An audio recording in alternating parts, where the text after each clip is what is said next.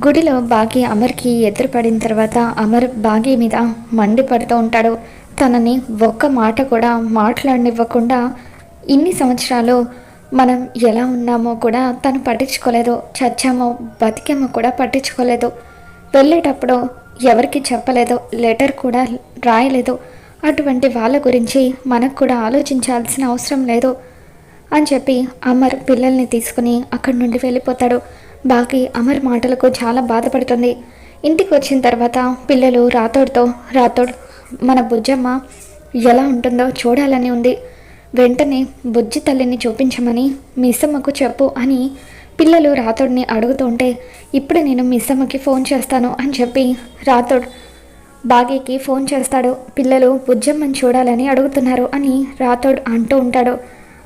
అంజు బాగీతో ఫోన్లో మాట్లాడుతూ, మిస్ అమ్మ మాకు ఒకసారి బుజ్జి తల్లిని చూపించు అని అంటూ ఉంటే, అప్పుడు ఇప్పుడే ఆడుకోవడానికి పార్కుకి వెళ్ళింది అని చెప్పి బాగీ అంటూ ఉంటుంది.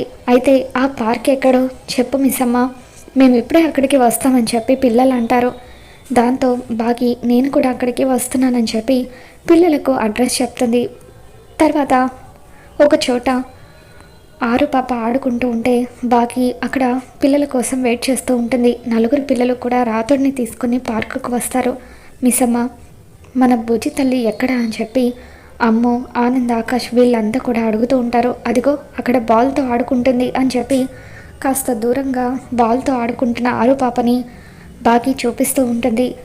మేము అడుగుతుంది ఆ బుజ్జమ్మని కాదు, మా సొంత చెల్లెలు బుజ్జి తల్లిని అడుగుతున్నాము, చెప్పు మిస్ అమ్మ తను ఎక్కడుంది అని అంటూ ఉంటే, ఆ బుజ్జమ్మే మీ సొంత చెల్లెలు అని చెప్పి బాగి అనగానే పిల్లలు ఎంతో ఆనందంగా ఆడుకుంటున్న ఆరు పాప దగ్గరికి వెళ్ళి తనని ముద్దాడుతూ ఎత్తుకొని తిప్పుతూ ఉంటారు.